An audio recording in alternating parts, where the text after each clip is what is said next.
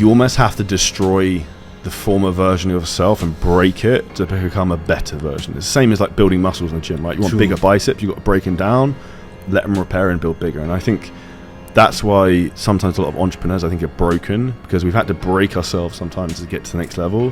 And you said it earlier, like there's no off switch. And I'm like that. My brain is just on overdrive of opportunities, and the opportunities in life are endless. Charlie Johnson, an entrepreneur, a transformation coach, and a world-class personal trainer, he's revolutionized the fitness industry. He's the founder and the CEO of Charlie Johnson Fitness, one of UK's largest body transformation program, renowned for its unique approach that delivers impressive results with minimal sacrifice. But Charlie's story goes beyond his successful business. He's someone who's walked the path himself, overcoming personal challenges to achieve a remarkable transformation and build fulfilling career in fitness. What are your top 3 strong personal brands globally? I would say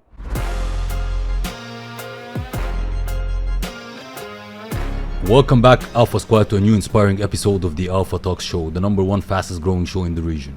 Today I'm thrilled to introduce our Alpha guest, Charlie Johnson. Some of us may have encountered barriers on our fitness journeys, struggles with time, motivation, or finding a program that fits our lifestyle without sacrificing too much. Well, Charlie Johnson is here to change the narrative. He's the founder and the CEO of Charlie Johnson Fitness, one of UK's largest body transformation program, renowned for its unique approach that delivers impressive results with minimal sacrifice. Renowned for its unique approach that delivers impressive results with minimal sacrifice. But Charlie's story goes beyond his successful business.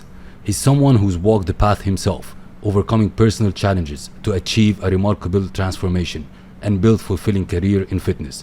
From being an overweight teenager to becoming a top-ranked coach listed by Forbes.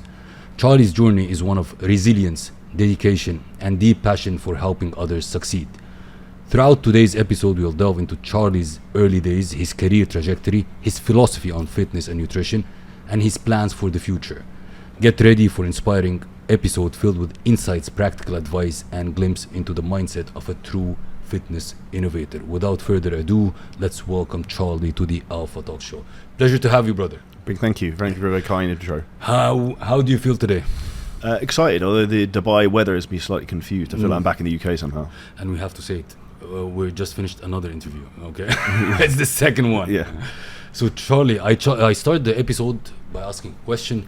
People, once we publish the episode, people will look at the thumbnail, they will look at the graphic, the title, and they will think it's an interesting episode. What can you promise them today to gain if they gave us their time? An insight in terms of how they can change their life financially and also physically, because the two most important things in my opinion for men is you need to lead by example in terms of the way you physically look and the presence about you, and then second, you need to be the man who can financially provide for your family if you have one now, or your future family who are coming. Oof, I love that. Let's start off. Who's Charlie in a nutshell for our audience to know, and I will dig deeper. I was a very introverted, shy, overweight boy who had big dreams. And I actually posted my Instagram recently. It's quite funny. It was a photo of me with like blonde hair when I was like maybe like 12 years old, like my school uniform. And you don't realize what can be achieved until you put one foot in front of another. And when I was 21, I thought I'd completely failed in life because I didn't go to university or college. I had no qualifications. I just started a job as an estate agent, making maybe £14,000 a year. And my friends were coming out of university, college, getting like good, quote unquote, good jobs, just over broke. And a little bit. Yeah, just a little bit over broke. And that for me was a very interesting thing, time of my life, because I thought I'd failed and I didn't realize how much runway I have in front of me. And now, as a multimillionaire at 34, I would trade all of it to be 20 years old and to be that boy again, to have the time back. True. Which is an interesting perspective. But I'm not someone who's naturally gifted. My gift is my relentlessness and ability to just keep going and figure it out. And that's why I say to anyone listening to this is, if you're not in the shape you want to be in, do something about it and be consistent about it. If you don't have the money you want, then do something about it and be consistent. And if you keep failing, that's good, because if you keep failing, you eventually figure it out. Just make sure you keep failing forwards. And that's basically been the story of my life. And I'm literally a product of coaching. So like, I couldn't get in shape really, even though I was a qualified personal trainer. I was like 18, 19, which is an example of why a lot of trainers don't know what they're doing. And then I hired a coach when I was like 26. I did my first photo shoot, got abs the first time, and I was like, this was incredibly easy. I just did what the dude told me to do, follow the diet, did the training, hey presto. And that was probably one moment where my life just changed. But what made you go into fitness? Because of huge insecurities, the way I looked, and probably I also wanted to be in better shape to have more status and also maybe more physical presence and overcome insecurity as a child. And a saying I really resonate with is the adult develops to protect the child. So like as a child I was overweight, out of shape, shy. So then I became big, strong, confident, successful, wealthy to protect the younger boy Charlie. True. A quick note, before we jump into this episode, I find this incredibly intriguing. On the back end of our YouTube channel, it says around 75% of you who watch this channel frequently over the lifetime of this channel haven't yet hit the subscribe button. I just wanted to ask you for a favor. It helps this channel so much if you choose to just subscribe. It helps us invite guests that give you great value. It helps us scale the production and as well makes this show bigger and bigger for you. So if I will ask you just one favor, and if you enjoyed the previous episodes and you're currently enjoying this episode, could you please hit the subscribe button? I love your support. It's incredible to see all your comments and engagement, and we are just starting. I can't wait to go on this journey with you. Thank you so much, and I will repay this gesture by making sure that everything we do on this show makes it bigger, and better. I'm committed to do this promise. Do we have a deal? Thank you so much for subscribing. It means the world to me. During this period, you had a corporate job, like while you were building yourself physically. I mean, you had a corporate job, correct? I wore a suit and tie every day. Every day, and I haven't worn a suit and tie since I left the 25th of February 2019. And what made the switch then? For me, the switch, I give a lot. What was the job? The job, I was a branch manager of a real estate agent. I had a good position. I was working a lot. I was working 8 till 6 p.m. every day, 6 days a week, like grinding. But I was also training. I was actually competing back then in 2018, getting in great shape. And then I also started my online coaching business at the same time. So people say they don't have time. I fucking did it. I made time. I worked a proper job, was competing at the same time, also making content, and had sub a business. And this is the reality we spoke about on my podcast earlier, is in terms of like, if something's important to you, you'll make it happen. At the beginning, you just got to grind. True. And you'll look back a few years later thinking like, those were the good old days. And I remember I set up my business. I used to work in a shed in the end of my garden with my little laptop. In the winter, there was no heating. So like, I'd be in there at 5 a.m. with a woolly hat on, like a coat. in the summer, it was too hot. So like, all the doors would be open because there's like flat black roof on the top of it.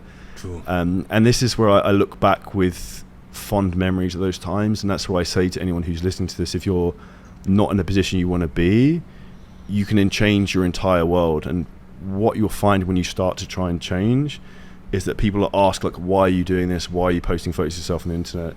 Like, why are you making all this content? And then 5 years later, like, my dad would ask me like, how have you done this? Your dad? My dad asked me that. The same. I love similarity. What made you change being in a corporate job to becoming a personal trainer? I wanted time freedom, location freedom, and financial freedom. And for me to do that, I saw the opportunity of social media. And my life changed in the moment. I remember that driving around in a place called Esher in Surrey in my Mercedes car. It was like a beautiful spring day. And a podcast came on from Gary Vee that I listened to in terms of like making content, jab, jab, right hook. And then I listened to a sales podcast from Grant Cardone. And I was like, this is the thing. This is traffic. This is how I sell them. And then I just started to figure it out from there. And I was one of the really early adopters to do this. And if I knew what I knew now, it would be really easy. But the reality is I made a lot of big mistakes along the way, and it all worked out. And that's why I say to anyone who's listening to this, if you can find someone who's walked the path you want to walk, you can avoid all the pain and like mishaps that happen along the way and avoid hitting the proverbial iceberg. A lot of people have the opinion that it's either you become an entrepreneur or you have your corporate role. you mapped both, same as me. What's your opinion on that? Like, you built your entrepreneurship while you were in corporate a little bit. That means that you wanted to make sure that things will work, and that's a proper thing. That's actually what happened to me. I was in corporate, and then I decided to be an entrepreneur and building my own business while I'm in corporate. It's not about like I'm not a risk taker, and absolutely I'm a risk taker. But why not? I will grind a couple of years, see how it will go. Maybe I need to pivot. Let me pivot when I'm inside the corporate job. Your situation is similar, or?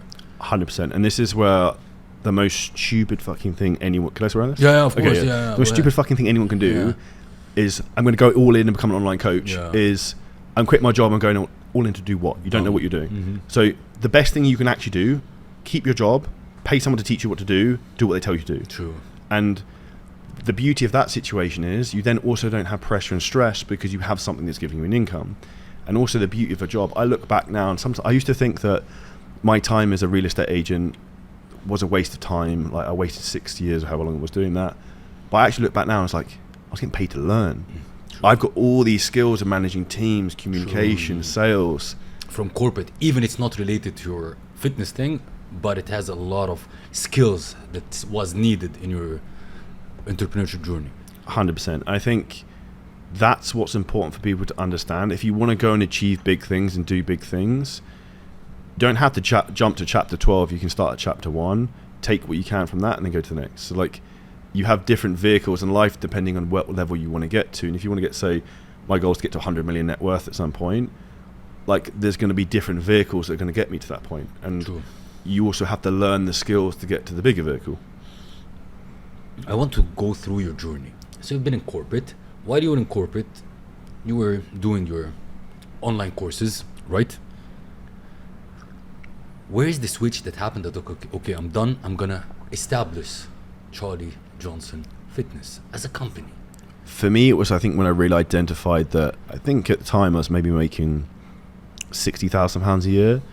My area manager was maybe making £80,000 a year. The managing director of the entire corporate company with like 4,000 employees was maybe making 150, 200,000 a year. I was like, but then I want this Ferrari when I'm older, that's 200 grand. That's her entire salary. She pays 40%. I was like, this isn't happening. And then I started to realize that the strongest values of what I want is time freedom, location freedom, financial freedom. I have a job that's keeping me chained to a desk. I actually quite enjoyed the job to some degree. Yeah. Like, and on everyone's cards, I had everything. I had a 6-figure job. I had a really nice house. I had a nice marriage at the time. Like, went on nice holidays. And I basically blew all that up to try and go to the next level. And you almost have to destroy the former version of yourself and break it to become a better version. It's the same as like building muscles in the gym, right? You want bigger biceps, you've got to break them down, let them repair and build bigger. And I think that's why sometimes a lot of entrepreneurs, I think, are broken, because we've had to break ourselves sometimes to get to the next level. And you said it earlier, like there's no off switch. And I'm like that. My brain is just on overdrive of opportunities, and the opportunities in life are endless. True. How is it to start? Everybody like sees the company that you have now, but nobody understands the hurdles, the challenges that you faced while I left corporate. Now I'm creating a company. What were the main challenges that you faced? The most difficult thing for anyone doing that at the beginning is very much that you don't know what's next. But personally, I embrace that as an excitement of like, we don't know what's going to happen. Yeah. And it's the same as me almost moving to Dubai as like, see what happens. It's like, we're going to roll the dice and this is going to be cool. True. And I don't know if you're into crypto, it's the same as crypto. Like crypto's like terrible last week or two. But I'm like, this is going to be a cool story either way. Exactly. So it's like, and when you're on your deathbed, you're not going to think, I wish I had less cool stories. And I wish I tried to do less things. True. So I think for me, the big thing that I'm looking to try and do, and the biggest thing that's helped me to get to where I am, is understanding that you need to be able to take calculated risks. So I look at like the risk to reward profile of everything. So for example, if anyone's listening to this and you have a good job, I had a really good job. If I left my good job, started up a business and failed, I can always go back and get another job like that straight away. Okay, that's cool. So if I fail, I just go back to where I was. If I succeed, I then live the life of my dreams. True. So for me, the biggest challenge was just handling the uncertainty of like, there's a slow month, there's a slow week. And I think that's also where personally, one of the best skills anyone can have is extreme ownership. So if the business isn't working like you want it to, take ownership of that. Exactly. Don't bitch about the algorithm.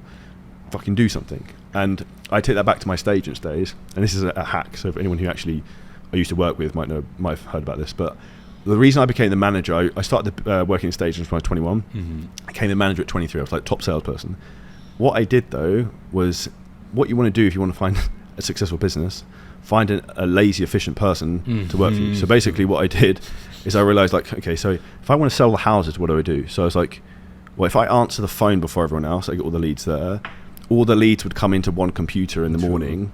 So I was like, I'll just get in before everyone else, take all the leads there, and I'll answer the phone before everyone else. Top performing like person by a mile. Then became the manager, paid more than everyone else. True. And that's what changed my life. Exactly. You wear two hats, and a lot of people watching us, they don't know how it goes. You're a fitness trainer, but at the same time, a business owner. If you mix these both, what are the advices would you give a person who wants to go through your path? The easiest thing, and I'd actually say for anyone listening as well who's an entrepreneur who struggles to get in shape or wants to get in shape, if you're really successful in business, it's the skills of being disciplined, organized, consistent.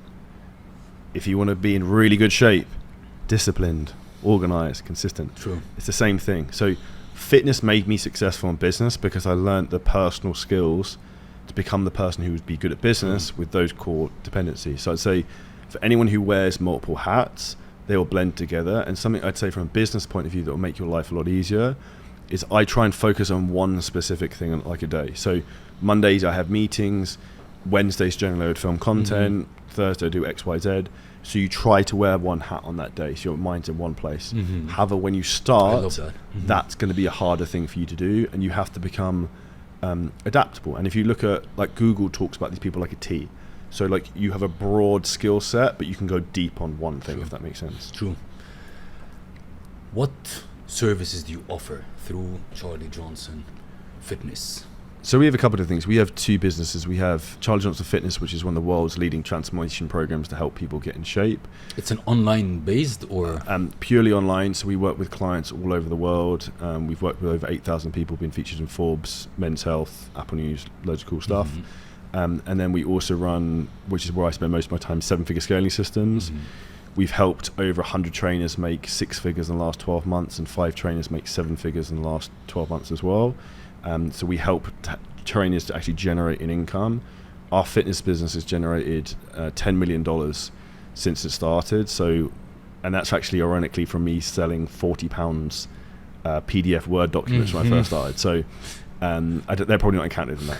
And that's the reality in terms of why this is easy for us to teach from people for fitness. We've helped a lot of people build like amazing bodies and achieve like what they didn't think was possible. And now we have the ability to help trainers to actually make the financial income they want to provide for their family and also solve a huge problem. And the problem most people don't realize is, and this is a trainer's mindset, no one's got any money. Okay, there's 25 times more millionaires in the United States than there are people with abs. True. You worked with both, like, clients as a regular person who wants to be fit and trainers. What are the main challenges that usually clients have to be in shape? What are the main challenges that you face? The lack of prioritization, and I say lack of tracking. So by defining getting in shape, most people are going to say dropping body fat. Dropping body fat is a simple equation of calories in versus calories out, essentially. So you have to be in a calorie deficit.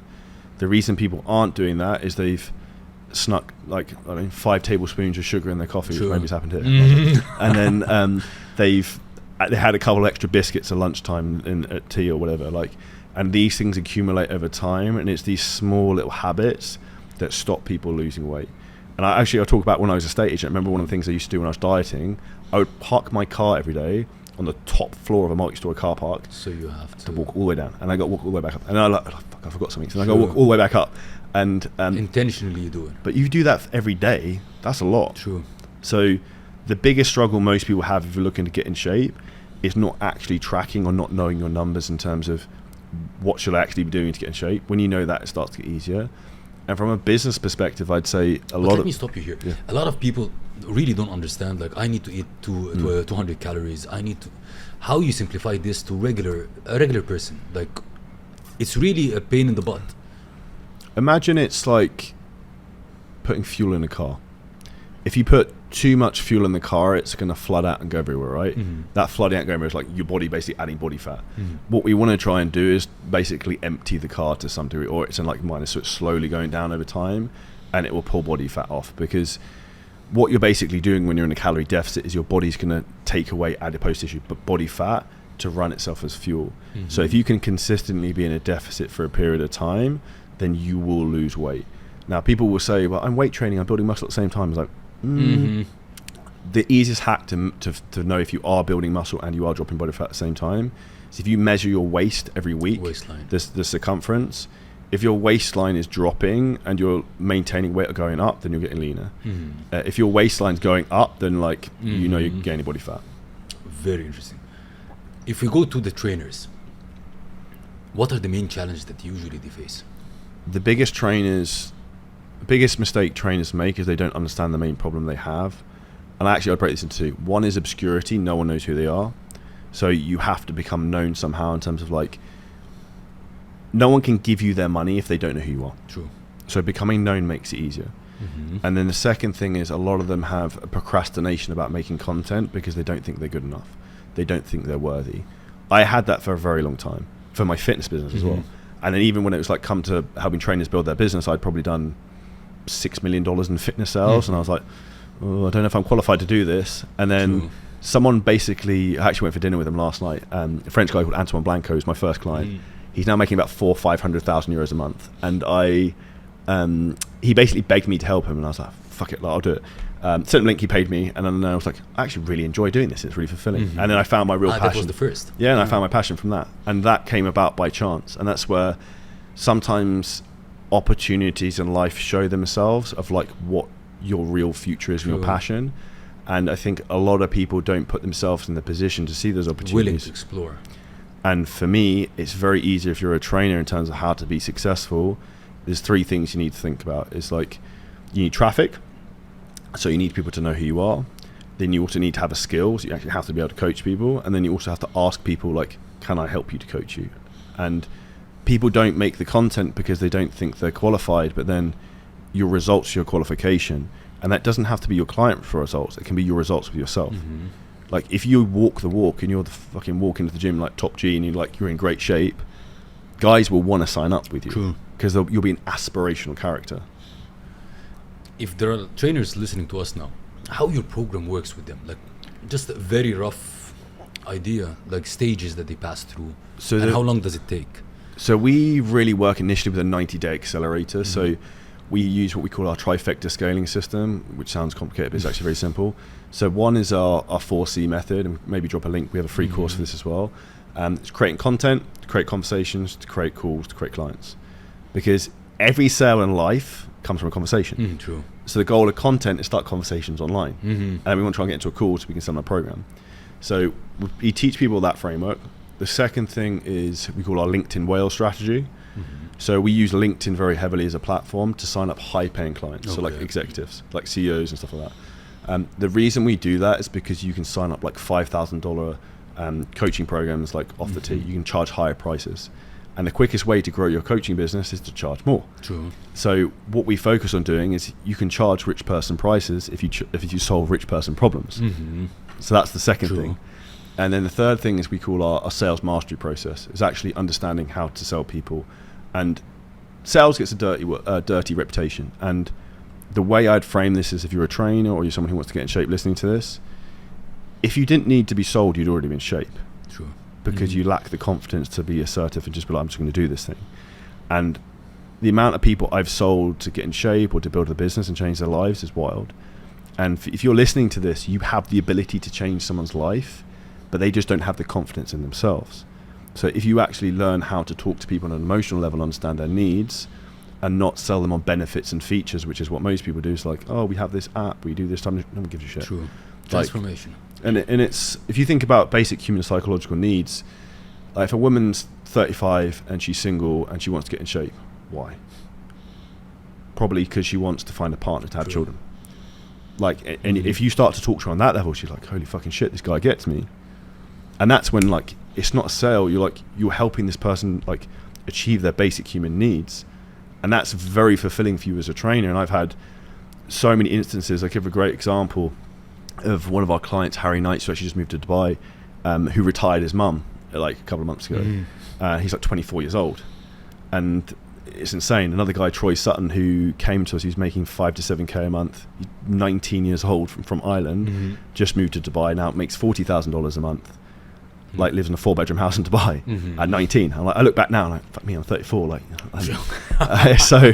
a question with the training. Yeah, these are all online trainers, right? All online. How is online training works? Because usually people like to have a face-to-face trainers in the gym.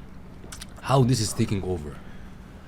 The thing I'd say to anyone listening to this is, do you need a babysitter? And I said to you before camera, I was talking about how respectfully bad the quality of personal training is in Dubai, because it's like they'll be like, someone will be training, they'll be like on the phone. True. And the reality is that the most important thing isn't necessarily just what you do in the gym, it's the other 23 hours of the day.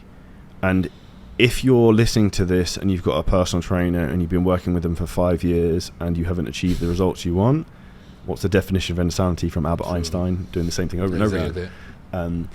And online training is a results-based business. So, like, I would say for anyone listening to this, if you want to get in great shape, set a goal.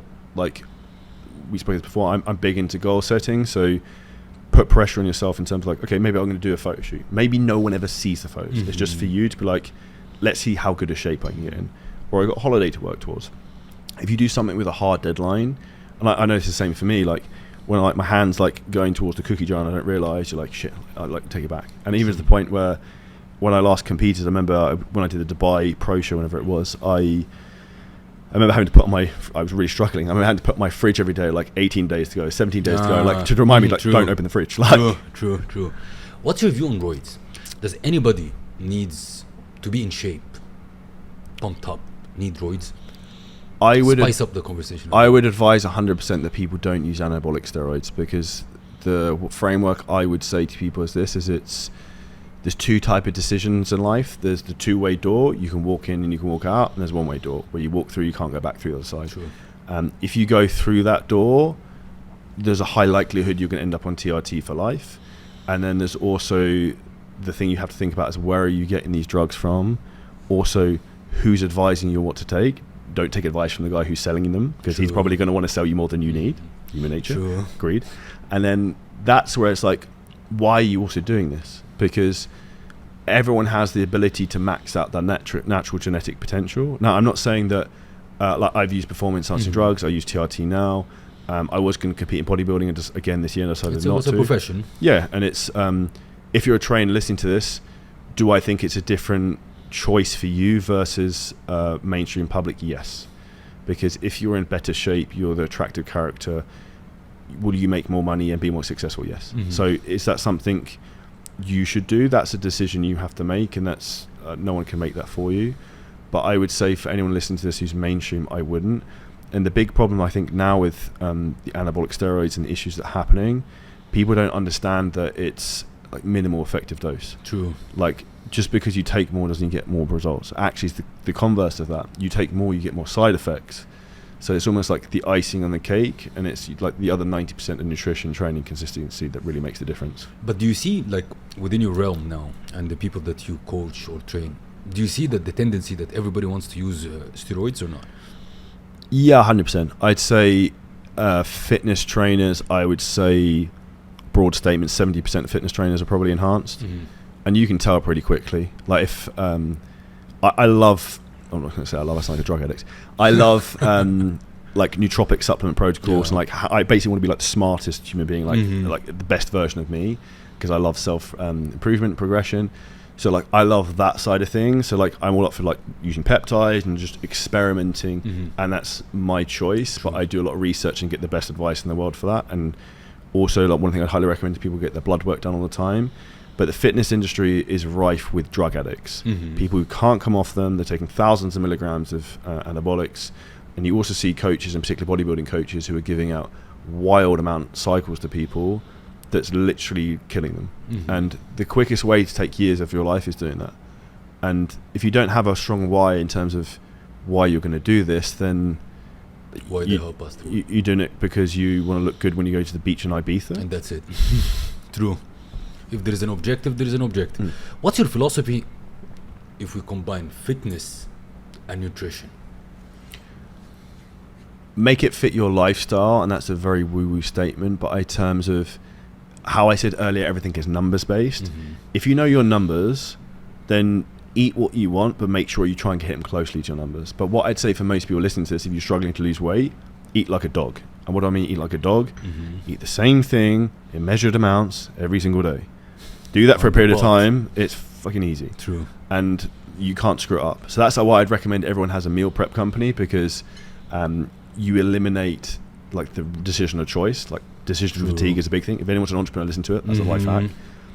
Also, if you're an entrepreneur, don't cook your own food. That's the fastest way to be poor. Like that's a complete waste of your time unless you enjoy cooking. So I'd say for people to actually get the foods they want into their lifestyle, and also don't believe the bullshit, because a lot of people will tell you like you need to do a ketogenic diet, carbs the devil. You a should lot eat of names. Oh, bro, like it's just people trying to sell you shit. The reality is, you need an element of all macronutrients for your body to work correctly. You just need them in the right amounts, and if you want to lose weight, you just need to reduce some of the calories in those. If you want to gain weight and get bigger, then you just need to increase the calories. And what works best for me might not work for you, and it's person dependent, and that's really you understanding one of the most beautiful things in life, which is how your body works. True. Supplements in general and vitamins. People who do sports really need to take more of the supplements and vitamins. What are the top 3 vitamins a man should have while he's working out and having fitness? Supplements are a supplement a healthy diet, and I would 1000% say if you want to be a top 1% man, this is an area in your life you should really look to try and optimize, and it's super easy and it costs nothing, like in terms of real costs. And I'll give one bonus supplement that's probably a bit grey area. So it is what it is. So number 1 would be vitamin D. So I'd recommend people take 5,000 IUs of vitamin D every day. Great for natural testosterone production. Second would be high quality omega-3 fish oil. Best in terms of like overall cholesterol levels, cardiac health. In terms of what to watch out for that, if you take capsule fish oil and you end up burping and it smells like rotten fish, that's like shit fish oil. You don't want that. You don't so want I would try and get something like I think it's like Nordic Naturals or soft like gel kind of. Yeah, the higher quality ones. You get what you pay for with this. And then third one would be a multivitamin, high quality multivitamin and mineral, because that's going to cover a lot of the bases. There's loads of other things you could go into addition to that. I would probably recommend something like methylfolate. And then the fourth bonus one that I'd say for guys in particular as they get older, I would personally recommend is something like a low dose of growth hormone before going to bed, like 2 IUs a day. Before bed or in the morning?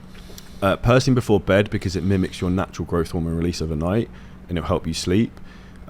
For fat loss, you can take it in the morning. It can be more optimal, but some people will find it can make you sleepy. So I would recommend generally taking later on. Some advice, if anyone tries to take higher doses, I've had this before, I can't take more than like 4 to 6 IUs, otherwise I get like pins and needles in my hands when I sleep. So that's a side example of like this, your body doesn't like this, let's take this down. So most of these things are like minimal effective doses. And I'll tell you a true story. I remember when I first took growth hormone, my ex-wife mum was like, your skin's really, really good. And I was like, obviously didn't tell her, but I was just laughing in my head. I was like, yeah, I got a new moisturizer. GH. Yeah. That's a GH effect. It's that Pfizer pen. You didn't mention zinc, which is very interesting. Yeah, if you have a high quality multivitamin and mineral, it should have that. I would say if I was to add, you put vitamin D on top. Because most people are vitamin D deficient massively. Even in Dubai, and everyone in Northern Europe will be naturally. I would say the other thing from a longevity point of view, I'd recommend people take. The number 1 cause of disease is inflammation. So if you can keep your inflammation down, which you can do by not eating things that irritate your stomach. So like, for me, that'd be like gluten would be a big one, dairy, and I find as you get older that tends to get worse, is to take the supplement curcumin, liposomal curcumin, like the liquid version. That's probably the best thing you can do for your overall health, I think, that most people don't take. The one I use is from Supplement E, to actually know the owner, he's a great guy, and their supplements are very, very high quality, so I actually get them shipped from the UK, but that would be something I would add in as a bonus. For anti-inflammation. Guys, this is not a medical recommendation. Okay, it's an opinion. So I'm not saying like we say Perspective. this and that. It is exactly a perspective. If we're talking about women, what will be the top? What age of women? Like mid-age. I will say something controversial that is one of the biggest scams is the Pregnacare vitamins and minerals that get put out there because it's got the wrong type of folate in it that actually blocks your folate receptors if you're looking to get pregnant. Because it's cheaper, so that would be one thing I'd watch out for. But it'd be very similar. So it'd be high quality fish oil. I'd probably still have the vitamin D. I would probably women need a slightly higher fat diet than men generally. So having coached a lot of women, I find women respond better to slightly higher fat. So I would generally try and have that through your diet. So I'd have fish oils, vitamin D, multivitamins and minerals, and I think a lot of them sometimes I see have issues with stress and sleeping. I see that more with women actually than men. So I'd recommend something like, you can get Sleep Stack from supplements that has all these things together, but something like L-theanine or like magnesium before bed can help a lot, and like melatonin. Charlie, if I want to talk to you about success in general, how do you define success for yourself first? Becoming a better version of myself than I was yesterday. And what kind of attributes or habits or routines you had that you will say it contributed to your success? One of the best things anyone can do is plan tomorrow today. So like at the end of every day, I have a calendar block in my, a work block in my calendar where I'll sit there and I'll review what I have to do tomorrow. And I'll write down, okay, these are the 3 things I need to focus on tomorrow. So when I wake up in the morning, I'm like, bang. Autopilot. Because your brain overnight is like almost like preparing for battle. Exactly, true. So I'm going in and I'm good to go. That's the best hack, actually. And actually also on Sundays when you prepare the whole week, being prepared is the best. I'll add something in there actually. Probably one of the biggest secrets to my, I won't say a secret, but the easiest thing I think made me successful is I worked loads on Sundays. I love Sunday because no one would call me, no one messaged me. True. I would just get loads of stuff ahead, and for me, this is my like how my twisted brain works. Like I'm getting a jump on everyone who's starting Monday.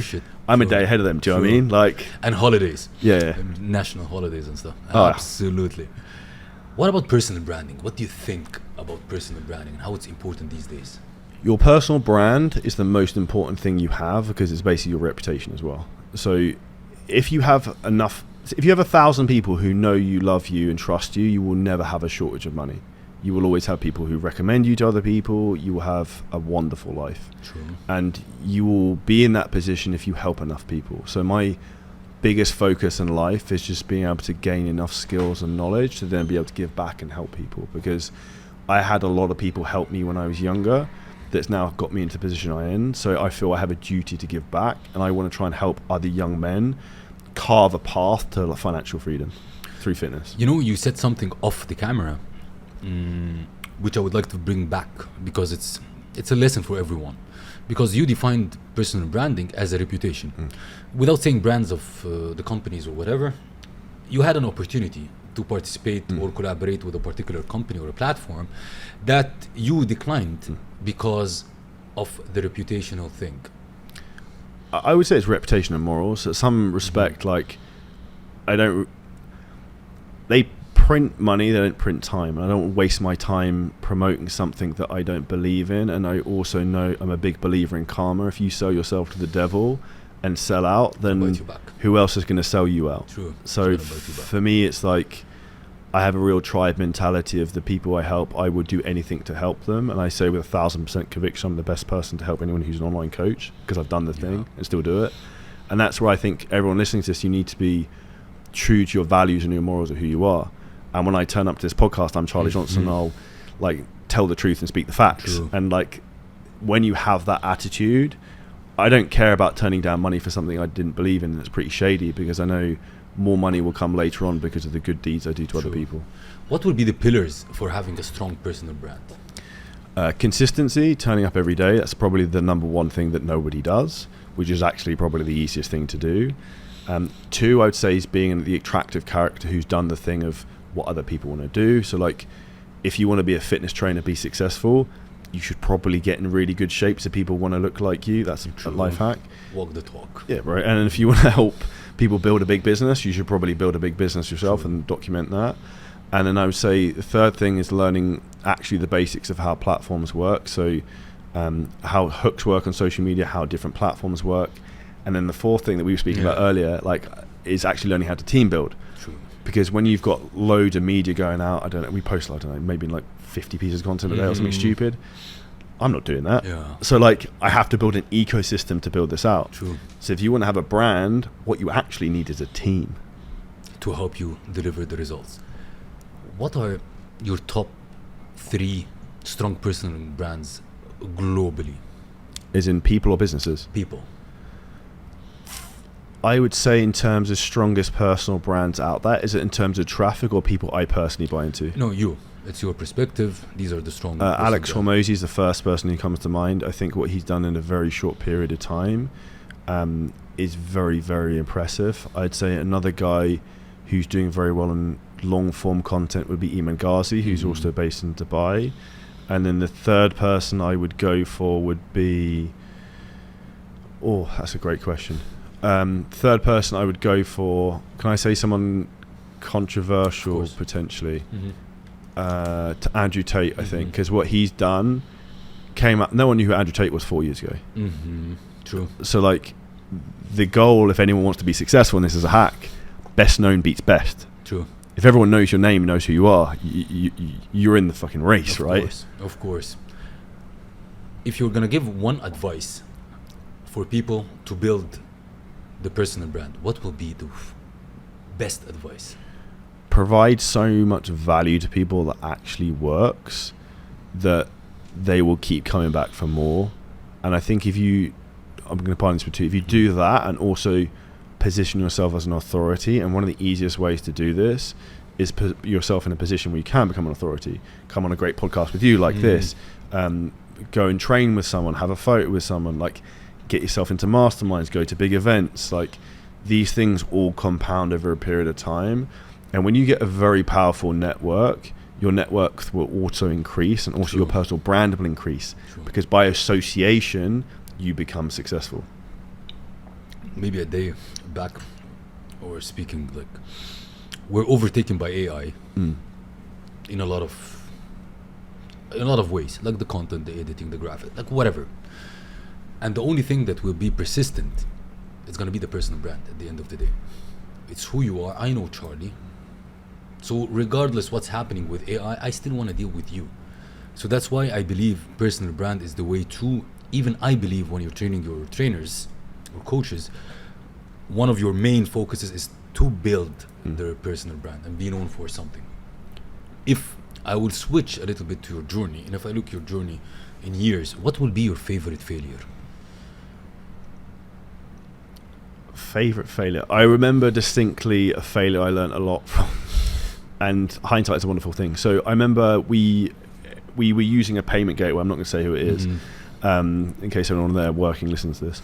And basically, I got a warning from a company that we work with, being like, "Yeah, you need to deal with like your dispute rate." And I was like, "Oh, yeah." I was like, "I'll get around to it." And then I got I woke up to an email one day, and it's always the way it works. I was like, "I'm going to take a day or two off. I'm going to this nice hotel with my wife." I got up at like 5:30 a.m. to go and train, so then I can have the rest of the time off. I woke up, the email I got, first line is, "You're fucked, your business is going to be closed." I was like, you know, your morning cortisol. Yeah, I was like, this is going to be, so I read the rest of the email. I was like, yeah, you're getting completely shut down. You're going to lose all the revenue on this account. I lost £20,000. I lost £250,000 a year, like that. And the gateway allowed me to set up a new account, but I lost all the revenue on the old one. So that cost me £250,000. And that's where, like, I say, like, I can teach people from mistakes, because that was a big one. And I'd also just like put a load of money into investments at the time. I just bought. What was the lesson here? To heed advice from other people who know what they're doing, and always protect the downside. So you always have other options in terms of if this one vehicle is bringing all your revenue in, that's something to, like, you need to really have another option to bring that in or protect it. And I'll give another second story similar to this. I said I was leaving my partner of like 14 years, January 6th, 2022. So end up getting divorced. Had that conversation. The next day I had to give away all my personal possessions in my house that I'd just spent my entire life like buying, whatever. And then the day afterwards, I was in a Hilton hotel in London, Kingston, about to talk on some massive podcast. Opened my Instagram account, disabled. I was like, fuck. And that was my like main revenue at the time for like, was probably making me $250,000 a month. And I was like, the analogy of when it rains, it pours. Yeah. And I was like, so my personal life is fucked. My business is fucked. I was like, I'm going to a podcast. Yeah, now. it's like, I can't remember the podcast. It would have been terrible. And, like times like this, I thought of times like character building. Like when you get through this, like you'll have resilience. And what that actually forced me to do, though, from a business point of view, it made me way better, because out of that, I learned how to run paid ads like a master on other Instagram accounts, diversify lead flow, so I don't have one golden goose that if someone shoots the goose, like, it's game over. Different pages, different accounts. Wow. Then what is your favorite or biggest accomplishment that you're proud of?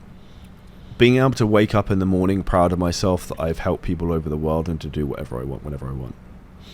You know, I love how you said your failures, because a lot of people just see your page, see your successes, see what you're doing, and they don't know the kitchen. And once you said like the kitchen is like your payment gateway, your life, your possessions, your main income stream, people don't see this, and they only say like, they see like, oh my god, he's living a life, and they don't see what you passed through to get to this. For any entrepreneur, do you think any person in general can be an entrepreneur or not? No, and I think you have to be slightly insane to do it. And I think people who are entrepreneurs are born different. And I see that now working more with a lot of people who want to be entrepreneurs. I think entrepreneurship has been glamourised and is put on a pedestal with athletes a little bit now, whereas in the reality is you only see the 1% of like the fucking touchdown pass. True. You don't see all the other bullshit, the stress that goes on, the problems, and it's the stuff that really goes on. That's why people who are successful have huge respect for other people who are successful. True. Because we fucking know what it takes. Like you don't get there by luck, and no matter how good you are as an entrepreneur, things change and problems happen, and you have to be good at problem solving, pivoting, like you said earlier, and that's part of the beauty. And I think you either enjoy the process or you don't. And for me, like I will never retire. I'll always do business because I love it and it's fun. You know, the best thing is like, since we're on social media and everybody sees like the kind of life, and they say always, I want to be an entrepreneur, I want to be an entrepreneur. First of all, it's not for anyone. The second thing, I always say like, you can be a successful corporate person. Like there are successful like Tim Cook, they're a super duper corporate leaders. So it depends on the goal and the traits that you have that will allow you to be this or that. Touching on this, what are the traits to be a successful entrepreneur from your perspective? Problem solving is a huge one, because you're going to have a lot of problems. Firefighter. Yeah. Constantly, you're going to have the fight. Like actually, I can't remember somewhere, like someone asked me my occupation, I put firefighter. Yeah. I sometimes do that, because it's hard to explain. True. And I think firefighter problem solving is a huge one. You have to be a creative thinker and a visionary in terms of like, what am I doing and why? And I think just quick to execute. So I'll give an example. This business, 7-figure scaling systems, I wrote, and I said, well, I'm not a big fan of business plans. I wrote on an A4 page of paper in 20 minutes what I was going to do, and I just went and fucking did it. And then it's now making multiple 7 figures a year in 12 months because I just executed on it really fast. And I think for you to be a successful entrepreneur, you need to be very decisive, which is why the biggest reason people don't end up getting the success they want is indecision. True. And not making a decision is actually making a decision. True. And it's your choice. What's your long-term goals?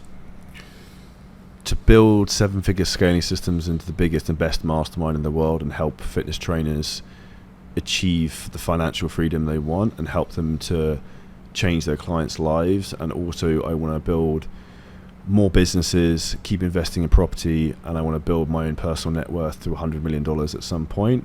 And I say at some point because if it takes me 10 years, takes you 20 years, I don't really care. For me, it's just a game of how can I get to that? And I just want to enjoy the ride along the way. And I think for me, I take huge pleasure and passion from learning, meeting, inspiring people, having great conversations. That like fills my cup and gives me more energy to then keep pushing forward. So as long as I'm doing that, I'm happy. And for me, I think that's when your values are aligned with your mission, you become the best version of you. True. But geographically, geographic. Also, where are you expanding? So I will continue to stay in Dubai predominantly. So we're very dominant here. I'm spending a lot of time in the US. So I'm going there for 2 weeks, the end of California. End of the month. The US is like the golden goose of fitness. So my fitness business, we primarily sell to the American market, because Americans pay up front. They're super happy to invest in themselves. And this is controversial. If anyone's American and wants to comment below and disagree, you're welcome to. Americans love, so this is from a business point of view, I've seen this. American coaches are happy to invest in themselves, but they're terrible at executing a lot of time. They want to pay for the solution, they don't want to do anything. British coaches, like, you try and get money off a British person is like impossible. But if they have to like give you money and hand the card over, they'll execute really quickly because it's so painful for them to pay anything. Because we have a small mindset. We're on the Alpha Talks show. How do you define alpha? I define alpha and being alpha male by being in great physical shape and being something that you look in the mirror, you're proud of yourself, having the financial freedom to provide for yourself and your family and your future family if you have one, and then focusing and becoming the best version of yourself every day and not breaking the promises to yourself. Super structured. We have a section, the Quickfire.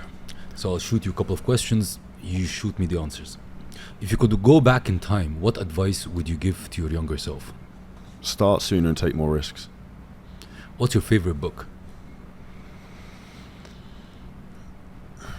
You just asked me this question. Traction by Gino Wickman, the business book. Oh, nice one. At the moment. Yeah, a nice one. Favorite cheat meal? Oreo Extreme Cheesecake at Cheesecake Factory. Oh my god. Early morning workout or late night? Early morning. One fitness myth you wish you would just make it disappear? Carbs are the devil. Top piece of advice for staying consistent with fitness goals? Do something every day, eating the correct meal you should be, or doing some type of workout activity, even if it's just going for a walk or playing with your kids. One thing people often overlook in their fitness journey? Calories and sauces and drinks. Dream fitness destination for a workout retreat? Thailand. Phew. What's the most surprising thing you've learned about yourself through your journey? That I can actually do it because I didn't believe I could at the start. Daily motto. Is there a specific motto you live by every day? I have a set of principles I live by that I really adhere to. And one of those is that I hold no addiction to food, drugs, women or anything like that. And that I can enjoy my work and work is play to me. And that I will be content through that process. What is something that somebody has told you that has hurt you and you'd never forgotten? I don't know where this came from. I remember someone saying I was fat in year 5 at school, and I think that's probably one of those like skeletons in the closet that's then like made me want to go and get in really good shape when I was older. 3 words describe yourself.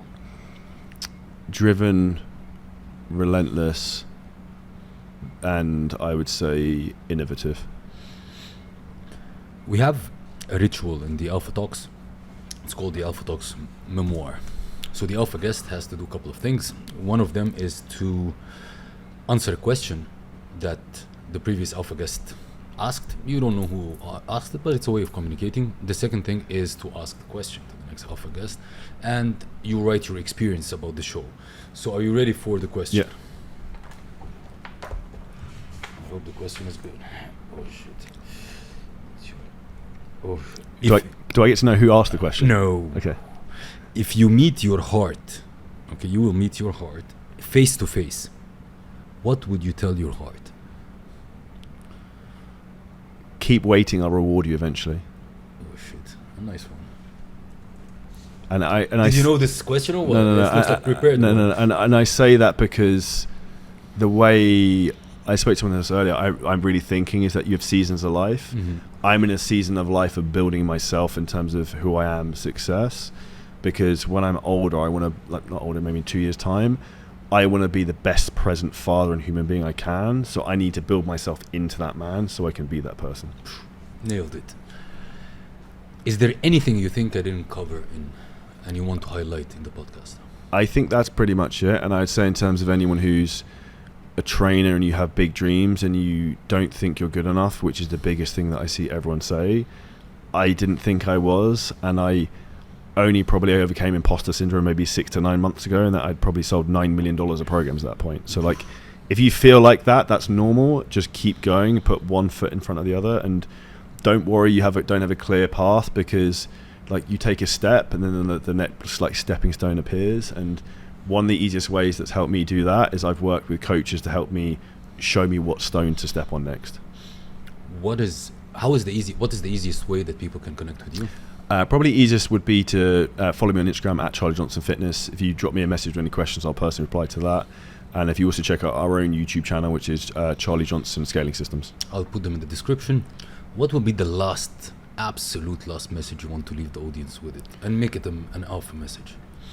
Do something this month you're going to make yourself proud of, whether that's the conversation you need to have with someone, or making a decision to start the business you want to do, or making a decision with yourself in terms of like, I need to cut the bullshit and build the body that I really want. Charlie, it's a pleasure to have you with us on the Alpha Talks. I'm sure that all the people listening to us really enjoyed. You gave nuggets, and I'm sure a lot of either trainers or regular clients will contact you, because everybody wants to get in shape, or every trainer wants to make money. So it's a pleasure, and Great. Thank you very much. Dude. Thank you. That wraps another inspiring episode of today's show. I hope that this episode has ignited your inner alpha and left you feeling inspired, motivated, and ready to conquer any challenge that comes your way. Remember, alphas aren't born, they're made.